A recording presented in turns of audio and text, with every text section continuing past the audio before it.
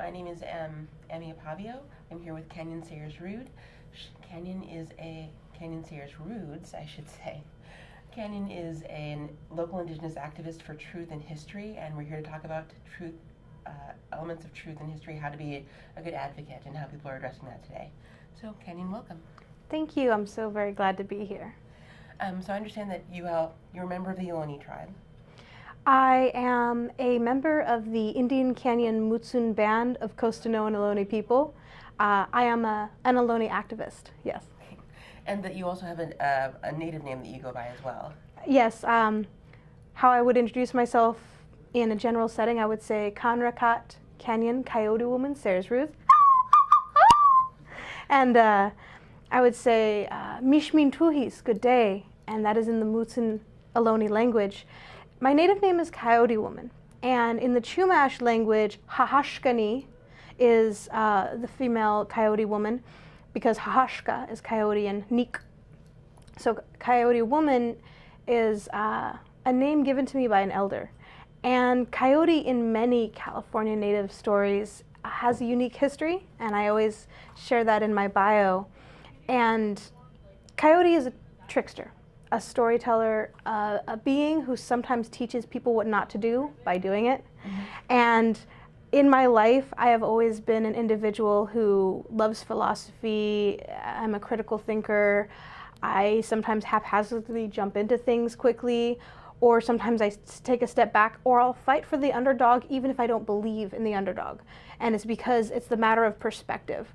And over time, an elder in our community witnessed that characteristic within me and gifted me the name Little Coyote. And for many years I was Little Coyote, and as I develop into maturing into adulthood, those in the community witnessed me as Coyote Woman.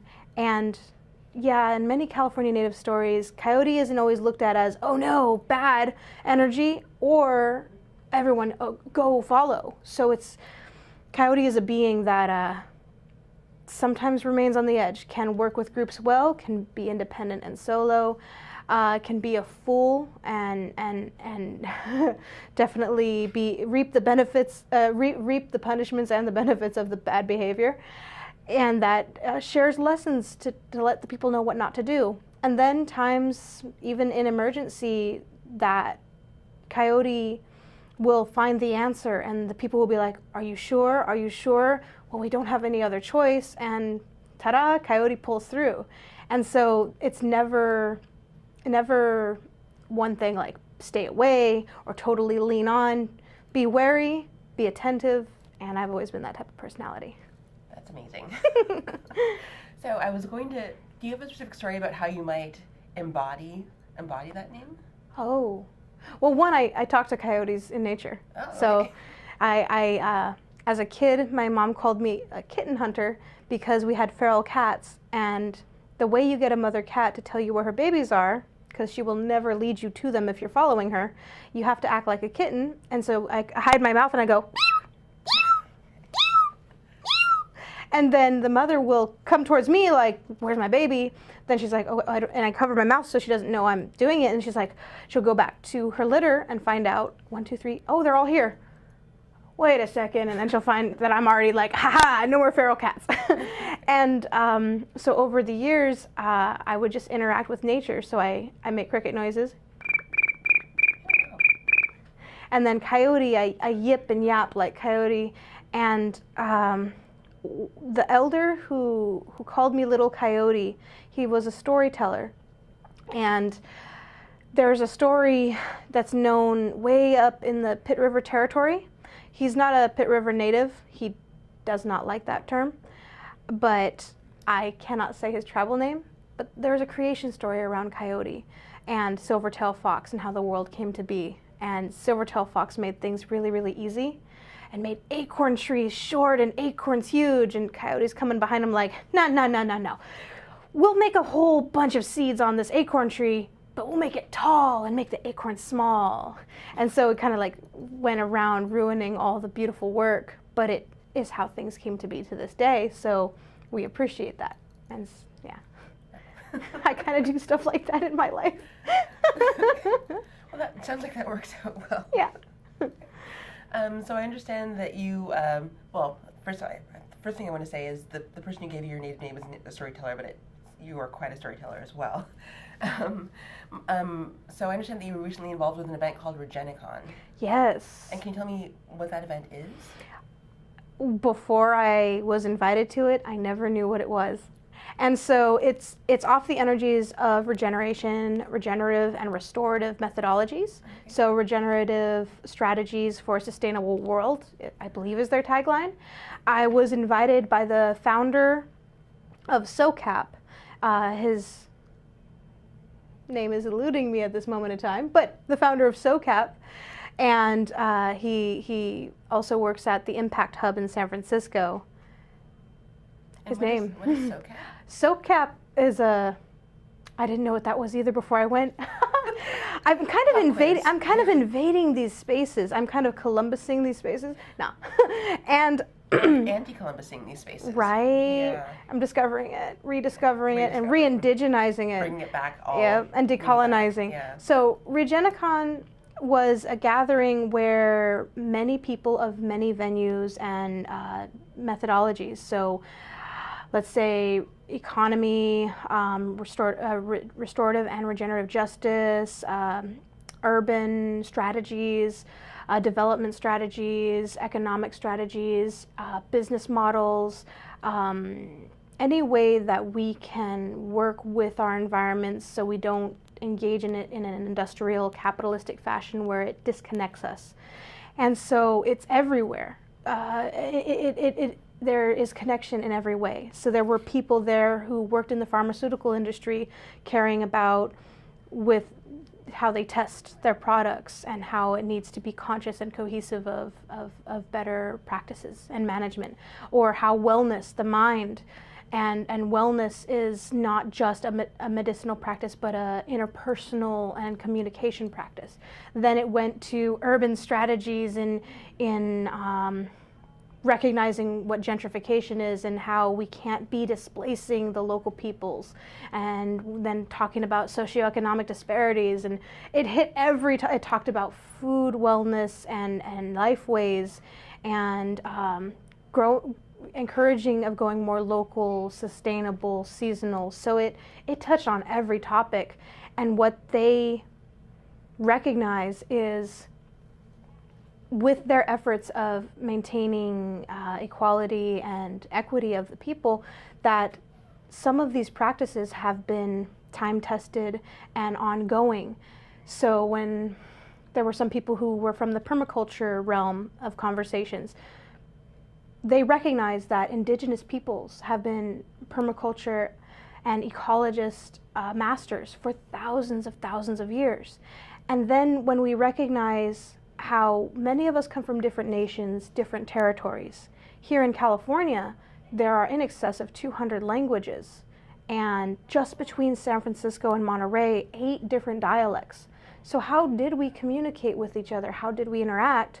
We were multilingual, and we respected each other's spaces and territories that we maintained. So I sometimes ask, whenever I speak to the community, there are certain etiquette practices that we engage in today's society. If you were to go to your neighbor to ask for a cup of sugar, how would you do it? Would you walk right into their kitchen and take the cup? Or would we possibly knock on the door? And most people would say, yeah, I would knock on the door. That's how Native peoples would interact with each other. And there's a practice called Indigenous Protocol. It's a contemporary phrasing, but it means to come with etiquette and respect by acknowledging the original peoples. If we're not on the land of our ancestors that have been maintaining this space for time immemorial, thousands of years, because many of us have 1, 2, maybe even 5 generations here in what is considered the Americas, Turtle Island, these spaces, we acknowledge that Indigenous protocol and recognize that there have been people here longer than us, longer than our families. And by recognizing that, that's why I was invited into that space, was to recognize the land, because I am a rambunctious, loud, nomadic native who tends to raise that awareness a little bit more aggressively, because traditionally people would know to do this. our ancestors, my ancestors and neighbors would know if they were to come into the territory, they would ask in a respectful way if they needed something, or if they wanted to trade, or had to travel through our territory, or there's a medicine person in our area, or an actual harvestable medicine, and they needed access. They wouldn't come and just grab it and be like, "This is mine." They'd come through and ask permission, and that is a practice that we all would recognize, being either on the receiving end or the seeking and requesting end. And because as an Indigenous person, I wish other people were familiar of this practice, because it's conducive of a consent culture. It's helpful in recognizing that there are people with differences, and we respect and regard each other with integrity, and we recognize and see each other with visibility. And in today's, I call it post-colonial settler society, we are absent of that etiquette, and it's sometimes painful. So I say I will aggressively and assertively instigate myself in some of these circles, like Regenacon, like SOCAP, with the help of many amazing community members, because I know I couldn't have done it alone. So I do acknowledge all those wonderful beings who helped me get to those spaces. And then my own self visiting San Francisco, I am a Southern Ohlone person from Indian Canyon, which is by Hollister in the Mutsun Ohlone territory. When I visit San Francisco, I recognize the First Nation peoples, the Ramaytush speaking Ohlone peoples. And one village site near there is called Yalamu. And to get people a little more comfortable with phrasing, I'll ask my audience or whoever I'm around, I'm like, can you say that? Say with me, Ramaytush and Yalamu. And I'm like, you just said the first words of the Indigenous peoples before Spanish, before English. And you recognize that those Native peoples are there. Sometimes they may be absent. There are some people who are still learning their heritage, so there may not be strong, loud advocates like myself in various territories. That doesn't mean that there's no existence of those peoples and those histories. So it sounds like Indigenous protocol is not something that's a relic of the past, but it's something that you still practice in an active way today. Mm-hmm. And so how do you practice it when you're traveling to different areas? How do you practice Indigenous protocol?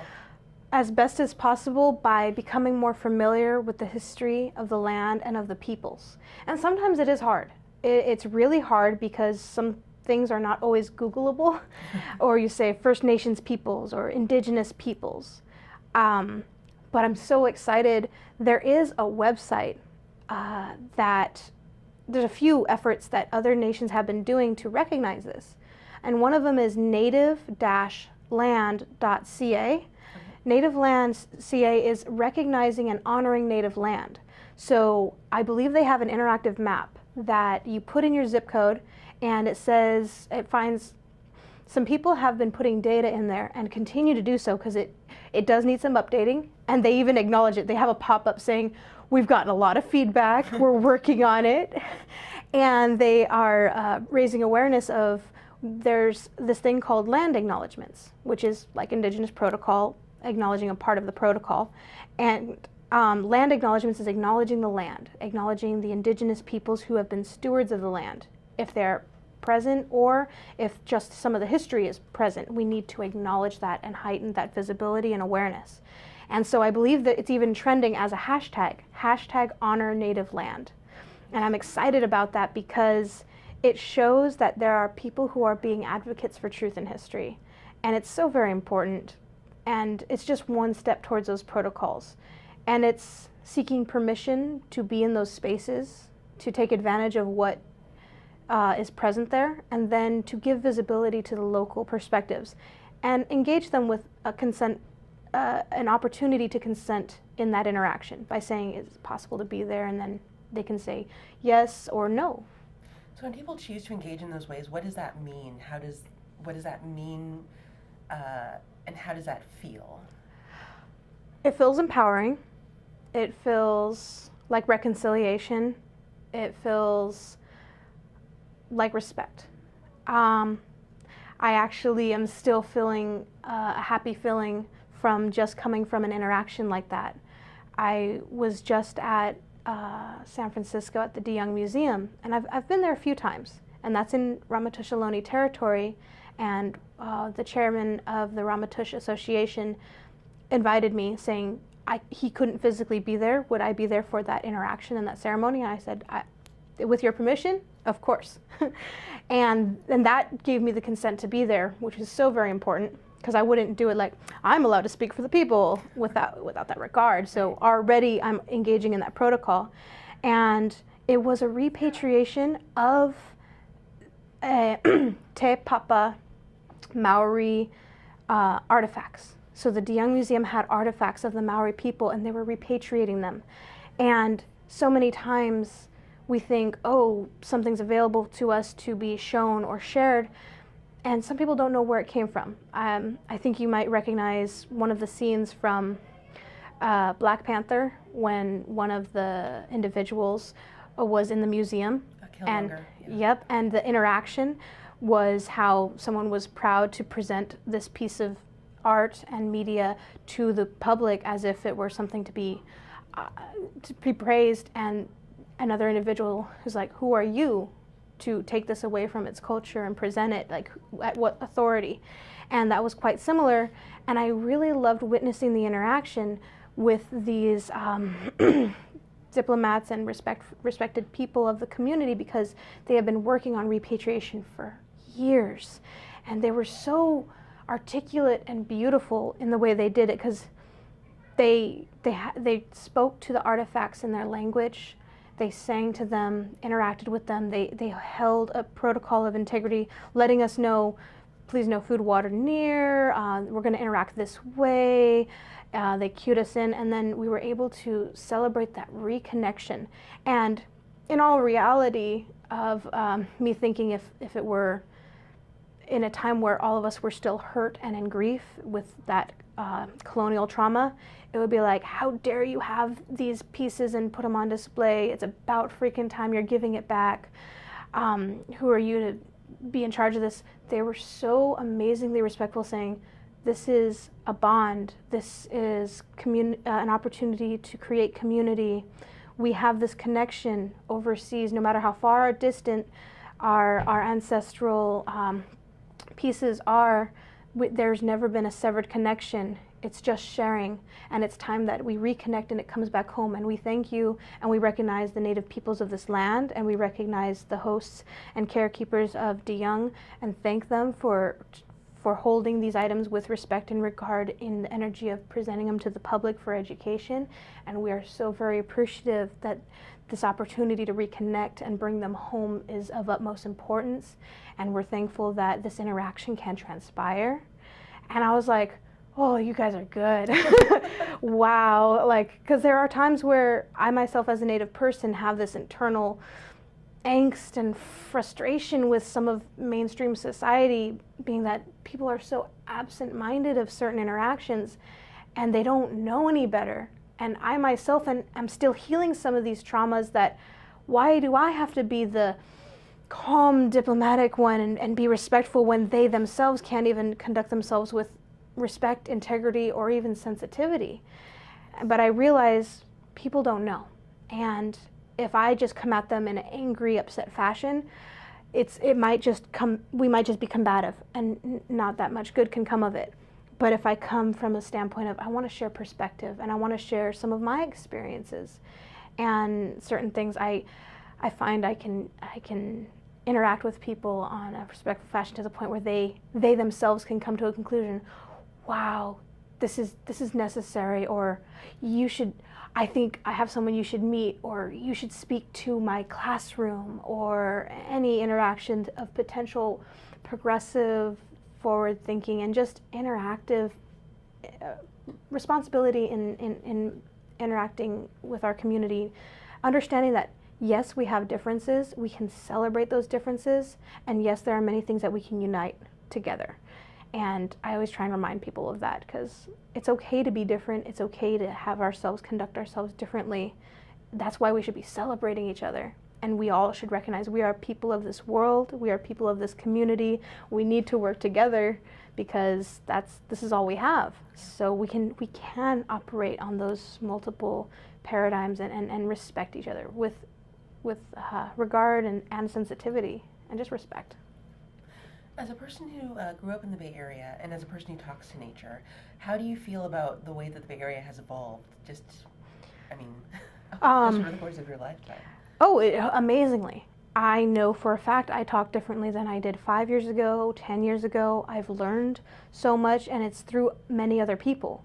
There are things I've learned about culturally and traditionally that I would not have had I not had the interactions I had. And in the Bay Area, there is this connection to the land, and I feel like it's almost like a magnet. There's this pulling of many peoples and nations. Silicon Valley, the hub of technology, and the gold rush came earlier on. And when we think about California, it provides so much food for the nation. And California was the most densely populated of diverse people because there were in excess of 200 dialects, 90 languages, 200 dialects. That means guaranteed over 200 different tribes speaking different languages.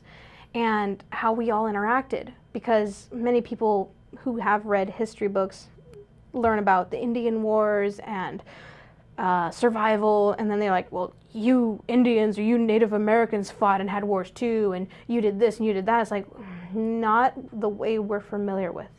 Not like slavery. There wasn't that exact kind of imperialistic colonial slavery. There were interactions between people. We're human. So there were human interactions, from envy to fighting to bad behavior, though there wasn't that deep, huge warring communities always fighting and always trying to take over land. Yeah, there was disputes, always. In that, we were still capable of being multilingual with the ability to trade. There were beings that traveled up and down through California, and it being very diverse and sustainable with all of its resources, rich, that there's just this beautiful space that people came together and just had an opportunity to celebrate culture. And when the missions came through and the waves of genocide against indigenous peoples with colonization of the missions and then colonization through the gold rush and homesteading, the U.S. government put out in excess of $1.4 million, $5 a head, 50 cents a scalp, to eradicate the California native. And that's a lesser known history, true facts of this land that many people don't know. And so I'm so happy to witness that in the Bay Area there has been that progressive energy. I'm blessed to be in California. I witness things of other states, and it's really hard. And I am excited to see things shift. I get frustrated that then people are used as examples to be dismissed, more slurs like liberals and progressive and political correctness. I get frustrated when those are used as degrading slurs. But I have witnessed beautiful beings and amazing allies and advocates of truth and history, and it's slow and go, but it's really beautiful in coming together.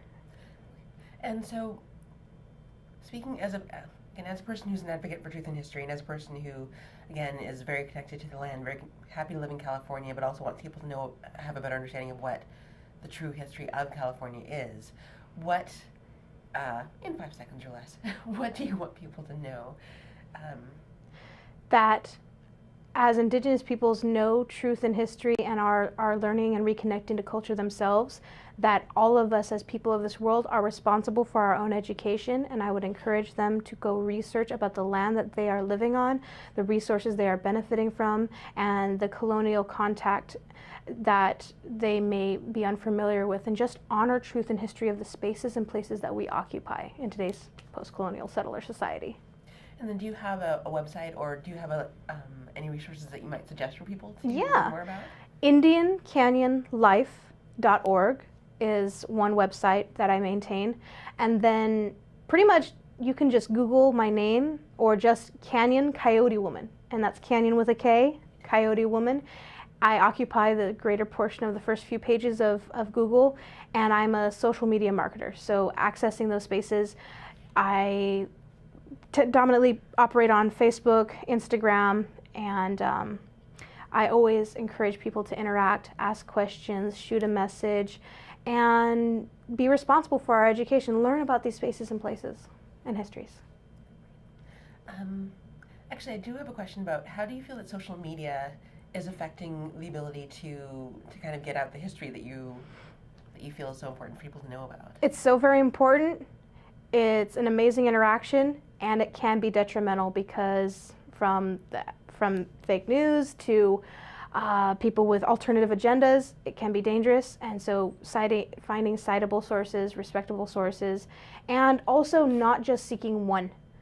To interact with academic integrity, to know that you keep finding these truths, and then qualitative and quantitative data, being able to go to our elders and our community members who are culture bearers to recognize that not everything is in books, not everything is in a source, it's not fact if it doesn't exist there, to be able to approach it with respect and regard. So it sounds like you've got the online websites, but you also recommend that sometimes people are a Oh, good resource yes. for what Yes. you need to know. Definitely. Well, thank you very much Thank for your you. time today. And again, we've been speaking with Kanyon Sayers-Roods. She is a local Indigenous activist for truth and history. If you'd like to find out more about the work that she does, again, it's IndianCanyonLife.org. IndianCanyonLife.org. You've been watching in our community, and thank you for watching.